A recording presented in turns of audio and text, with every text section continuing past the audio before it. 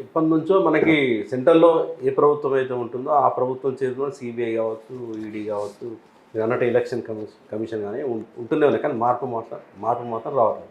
సరే ఈ అంశాన్ని మనం పక్కన పెడితే, అంటే ఏపీలో అంటే మళ్ళీ వచ్చే 1½ ఇయర్ ఉంది ఎలక్షన్. దాదాపు 2024లో ఎన్నికలు జరిగే అవకాశం ఉంది. అంటే పొత్తుల విషయంలోకి మనం వెళ్తే, మళ్ళీ టీడీపీ, జనసేన జతకట్టే అవకాశం ఉందా? ఎత్తగట్టే అవకాశం 100% ఉంటుందండి. ఇప్పుడు నిన్న వాళ్ళు చెప్పింది ఏంటంటే పోరాటం కలిసి చేస్తామని ప్రస్తుతం ఎన్నికలు అనేటువంటి ఎలక్షన్లో వచ్చినప్పుడు చూసుకుందాం అనుకున్నారు. ఇప్పుడు వాళ్ళు నిజమే కలిసి పోరాడకుండా అప్పటికప్పుడు వచ్చేసి పొత్తులంటే జనాల్లో ట్రాన్స్ఫర్మేషన్ ఉండదు. ఓటు పెద్ద ఇద్దరు కలిసి పోరాడితే అది మంచి మూవ్. అది కరెక్ట్గా మాట్లాడారు వాళ్ళు.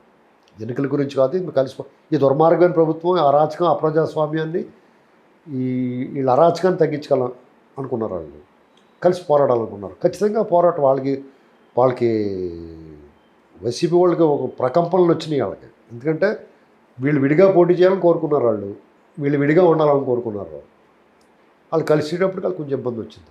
అంటే బీజేపీ వైపు నుండి కూడా బీజేపీ అధ్యక్షుడు, ఏపీ బీజేపీ అధ్యక్షుడు సోము వీర్రాజు కూడా పరామర్శించాడు, మాట్లాడాడు. ఏదైతే వైసీపీకి సంబంధించిన దాడులు వాటిపైన, తర్వాత పవన్ కళ్యాణ్ నిరసనకి, పవన్ కళ్యాణ్ జనవాణి వినిపించడానికి వస్తే కూడా ప్రభుత్వం అనుమతి ఇవ్వలేదు, పోలీసులు కొంచెం ప్రభుత్వానికి అనుకూలంగా వ్యవహరించారని చెప్పేసి కిషన్ రెడ్డి కూడా మాట్లాడాడు దీనిపైన. అంటే ఇక్కడ మనకు స్పష్టంగా ఏం కనబడుతుందంటే, ఏదైతే బీజేపీ పార్టీ ఉందో, అంటే వైసీపీ, టీడీపీ, జనసేన మధ్య అంటే ఆ పార్టీలతో ఒక దోబూచులాట ఆడుతుందని అనుకోవచ్చా మనం? ఇక్కడ బీజేపీ గురించి మనం మాట్లాడుకోవడానికి కారణం ఏంటంటే అండి, వాళ్ళకి ఆంధ్రప్రదేశ్లో 1% ఓటు కూడా లేదు. కాబట్టి వాళ్ళు ఏం చేశారంటే ఈ దుర్మార్గాలు చేయించి, ఇప్పుడు మీకు దీని గురించి చెప్పాలి. బీజేపీకి జగన్మోహన్ రెడ్డి ద్వారా బీజేపీ అక్కడ బతికి పట్టకడుతుంది వాళ్ళ పొత్తులో ఉన్న పార్టీ ద్వారా. అది బీజేపీని ఎవరు పట్టించుకుంటారు? అసలు లెక్క చేయరు కదా. వాళ్ళు లెక్క చేయనప్పుడు వాళ్ళు ఏం చేస్తున్నారు? ఒక బూచోడు పెట్టారు అక్కడ. ఇప్పుడు చిన్నపిల్లలకి అన్నం తినేటప్పుడు మారం చేస్తున్నారు అనుకోండి, బూచోడికి ఇచ్చేస్తా ఉంటారా? అంతే కదా సార్. అవునా? ఇప్పుడు బీజేపీ వాళ్ళు మా మాట లేదనుకో, చంద్రబాబు ఆ బూచోడికి అప్పచెప్పాను అంతే సార్. అంటే మళ్ళీ ఆడికి గెలిపించేస్తాం, ఈవీఎంలు గట్ట పెట్టేసని ఆ బెదిరి పెట్టారు అక్కడ ఆ ప్రజలకు కూడా.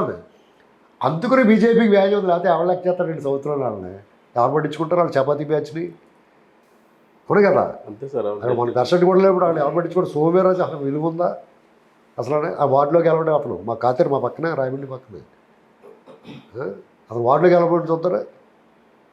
అయితే వాళ్ళకి ఒక్కసారి రోడ్డు మీద దొరికేస్తే డబ్బులు మనకు ఒకసారి లక్కీగానే అలా దొరికేసింది అతనికి. ఆ పదవి రోడ్డు మీద దొరికేసింది. 40 ఏళ్ళ నుంచి ఉన్నాళ్ళు అండి పార్టీలో. ఉంటేనో మేము ఉన్నాం కదా, రకరకాలుగా పార్టీలు, రకరకాల ఈ ఫీల్డ్లో ఉన్నాం కదా మేము. అయితే తర్వాత మనకి వైజాగ్ ఎపిసోడు, తర్వాత విజయవాడ ఎపిసోడు, ఇవన్నీ ప్రెస్ మీట్లు ఇప్పటివరకు జరిగిపోయాయి.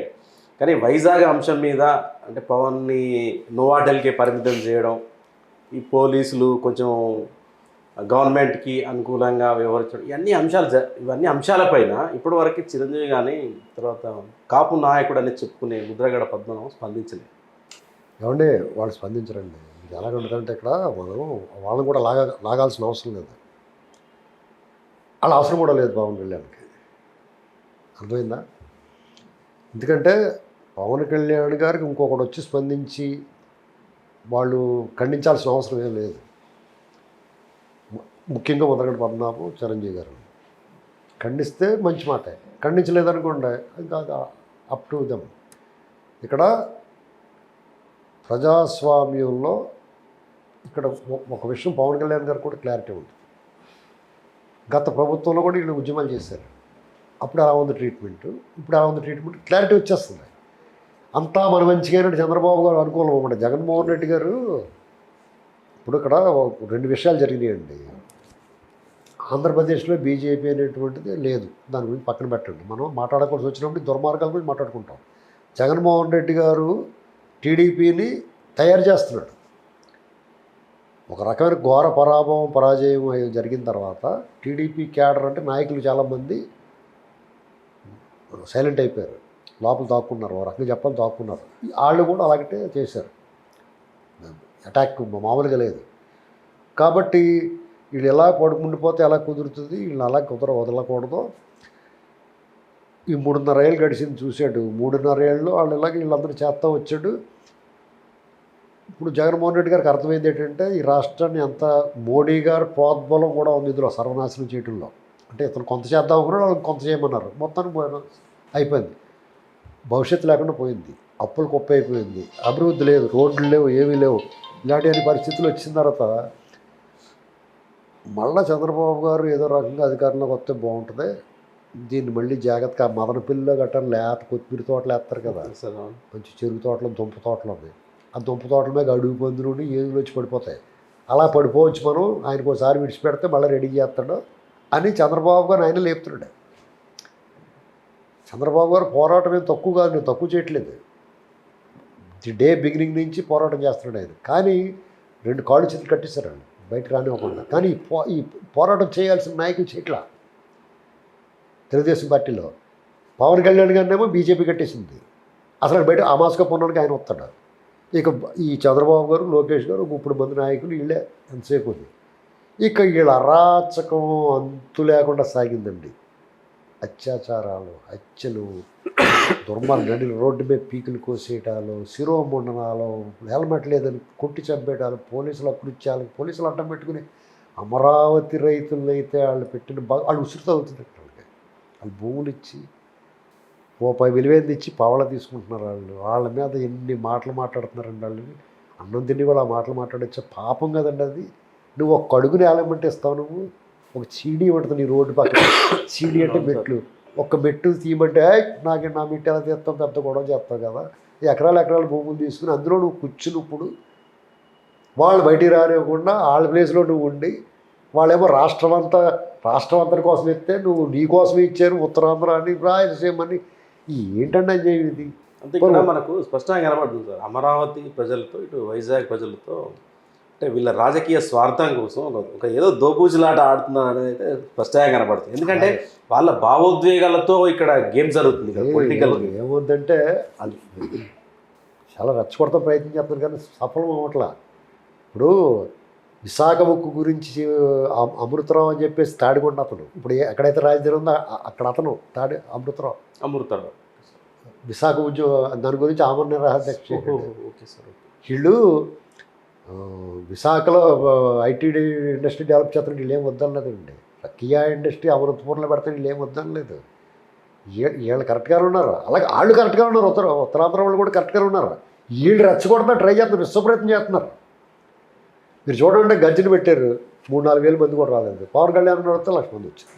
అంటే గర్జన ఫెయిల్ అయిందని చెప్పేసి ఈ పవన్ కళ్యాణ్ ఏదైతే జనవాణి ఉందో దాన్ని అడ్డుకోవడం, ర్యాలీని అడ్డుకోవడం, లోపల ఉండాలని చెప్పడం, అభివాదం చేయొద్దని చెప్పడం, నోవాటెల్లోనే బంధించడం, 4:30 లోపు వైజాగ్ని వదిలి వెళ్ళిపోవడం అని చెప్పడం, అంటే నిజంగా ఇవన్నీ అప్రజాస్వామికంగా అనుకోవచ్చు. ఖచ్చితంగా కదండి. ఇప్పుడు జగన్మోహన్ రెడ్డి గారికి వాళ్ళ ప్రభుత్వం అధికారాంతం దగ్గరికి వచ్చేస్తుందండి. అధికారాంతం అయిన తర్వాత 5 ఏళ్ళు వెళ్ళిపోతారు గ్యారంటీగా. వెళ్ళి మాప కన్విక్షన్ వచ్చేస్తుంది. ఎందుకంటే ఆ కేసులు వదిలే కేసులు కాదు, ఆయన సేఫ్గా ఉంటాడు జైల్లో. ఆయన చూసుకుని ఎగిరిన వాళ్ళు అందరూ ఏమైపోతారో నా బాధ. అంతే, ఆయన ఉన్నాడు కదా అని ఎగురుతున్నారు కదా. ఇప్పుడు కొంతమంది నోరు మారేసుకుంటున్నారు కదా, వాళ్ళందరి పరిస్థితి ఏంటి? ఇప్పుడు ఎగిరెగిరి పడుతున్నారు పులస చేపల్లాగానే. ఖచ్చితంగా వీళ్ళు పులుసు వండేసుకుంటారు వాళ్ళని. చాలామంది ఏం చేస్తారంటే ఈ దేశాలు మారిపోతారు. వాళ్ళ పిల్లలు గట్ట యూఎస్లో గట్ట వాళ్ళ దగ్గర పోతారు, కొంచెం నాయకులు డబ్బులు ఉన్నవాళ్ళు. కొంతమంది వేరే చోట దాక్కుంటారు. మరి ఇక్కడ అటు ఇటు కాని వాళ్ళు ఏమైపోతారు? అధికారులు ఉంటారు కొంతమంది, వాళ్ళు వదిలిపెట్టి వెళ్ళలేరు, ఇక్కడ ఉండలేరు. వాళ్ళు శంకరగిరి మాన్యాలు పట్టించేస్తారు. ఇదివరకు శంకరగిరి మాన్యాలు అంటే ట్రాన్స్ఫర్లే చేసి ఏది ఇచ్చేవారు. ఇప్పుడు అలా కాదు కదా. వాళ్ళు సంపాదించిన అక్రమాస్తులన్నీ గవర్నమెంట్ లాగేసుకుంటున్నారు. ఇప్పుడు కొంతమంది ఉన్నారు, వాళ్ళు ఇష్టపడి చేస్తున్నారు, వాళ్ళు వదులుతారనుకుంటున్నారా? వదలరండి. సార్ ఎందుకు ఖచ్చితంగా ఇదివరకు అయితే పట్టించుకున్నాడు కాదు చంద్రబాబు గారు. ఇదివరకు ఎన్నికల వరకే రాజకీయాలు, తర్వాత మనం పని చేసుకోవాలి, అభివృద్ధి గొడవ అంతా ఉంటుంది. ఇప్పుడు అలా వదలడం చాలా డేంజర్ అండి. నా పవన్ కళ్యాణ్ అంటున్నాడు సార్, ఇప్పుడే యుద్ధం మొదలు పెట్టాము మేము, అలాగే ఉంటుంది, రండి చూసుకుందాం. అంటే రాడ్లు, హాకీ కర్రలు, తర్వాత సరే ఉట్టి చేతులతోనే సరే చూసుకుందాం రండి అంటే ఈ సవాళ్ళు చూస్తుంటే అసలు ఏం చేయాలనుకుంటున్నాడు పవన్ మీకు కళ్యాణ్? ఏం చేయబోతున్నాడు? వాళ్ళు అదే కోరుకున్నారండి వీళ్ళు ఏం చేస్తారు అంటే వీధి పోరాటాలు ఏమన్నా కొట్టుకుంటారు, అది సినిమా కాదు కదా సార్. ఇప్పుడు మన పవన్ కళ్యాణ్ గారు అన్న మాటలు మనం అనుకుంటున్నాం కానీ అసలు సార్. దీని అందరూ ప్రోవోక్ చేస్తుంది ఎవరండి? ఓకే వాళ్ళు జగన్మోహన్ రెడ్డి గారు ఏంటి నొప్పి? ఇప్పుడు మీరు వచ్చారు ఒక ప్రదర్శన ఒక నిరసన చేద్దాం అనుకుంటున్నారు, దానికి వాళ్ళు ఏంటి నొప్పి చేసుకునేవాళ్ళు కదా. అడ్రస్ చేస్తే ఎంతసేపు చేస్తాడు ఎవడన్నా? పొద్దున్నే శాంతం చేసి సాయంత్రం 5 కోళ్ళలోకి వచ్చి ఇంటికి పోతారు, అంతే కదా సార్. అయిపోతే వాళ్ళు చెప్పాలనుకుని ప్రొటెస్ట్ చెప్పేసి పోతారు. నువ్వేంటిది ఈ దుర్మార్గం ఏంటి, ఈ నిరంకుశం ఏంటి, ఈ అహంకారం ఏంటి, దురహంకారం ఏంటి, అధికారం మతం ఏంటి? వీళ్ళని ఎదిరించకూడదు తోలు తీసేట వేస్తారు, మేము ఊరుకోరండి. ఏమిది అధికారవంతమైన తర్వాత ఉంటుంది చూడండి వీళ్ళకి. అసలు తెలుగుదేశం వాళ్ళు చాలా మంచోళ్ళు అనుకుంటున్నాం మనం. వాళ్ళు ఏం మంచోళ్ళు ఏం కాదండి, నర్వపరాక్షసులు ఉన్నారు అందులోనండి. ఇప్పుడు చంద్రబాబు గారు ఏదైనా అధికారం అంతే కదా సార్. వాళ్ళకి పగ్గాలు వేసి ఆపుతున్నాడు, అధికారం లేకపోయినా సరే సార్. ఓకే ఓకే, వాళ్ళు వదిలేస్తే వీళ్ళు ఎక్కడ తట్టుకుంటారండి? సమయం మనం పాటిస్తాం, సమయంలో పాటిస్తారు. ఇప్పుడు వాళ్ళలాగా ఇతను చెడిపోయి లేరు వీళ్ళు, వాళ్ళు మాట్లాడారు వీళ్ళు మాట్లాడలేరు. కానీ వాళ్ళ పగ్గాలు వదిలేసేయడం కూడా చంద్రబాబు వాళ్ళ బారి నుంచి వీళ్ళని ఎవరు కాపాడతారో. ఇప్పుడు మనం చంద్రబాబుని లేకపోతే చంద్రబాబు గారిని లోకేష్ గారిని ఎవరన్నా మా పవన్ కళ్యాణ్ గారిని అంటే అయ్యో పాపం వీళ్ళు ఎందుకు అంటున్నారు, వీళ్ళు మంచి వాళ్ళు కదా అంటున్నాం. రేపు పొద్దున్న మనం మాట్లాడుతున్నాం, వాళ్ళ గురించి మాట్లాడి కూడా ఎవడో ఉంటున్నాడు వాళ్ళకి. కాబట్టి జగన్మోహన్ రెడ్డి గారు ముగుస్తుంది. ఇంకా ఈ సంవత్సరం ఉందో సంవత్సరం ఉందో జాగ్రత్తగా ఇప్పుడు నుంచైనా మార్పు వస్తే మంచిది. లేదనుకోండి శ్రీలంక రిపీట్ అవుతుంది, ఇక్కడ కోటింగ్ పడిపోతుంది. సార్. కోటింగ్ పడిపోతుంది సార్ థ్యాంక్ యూ.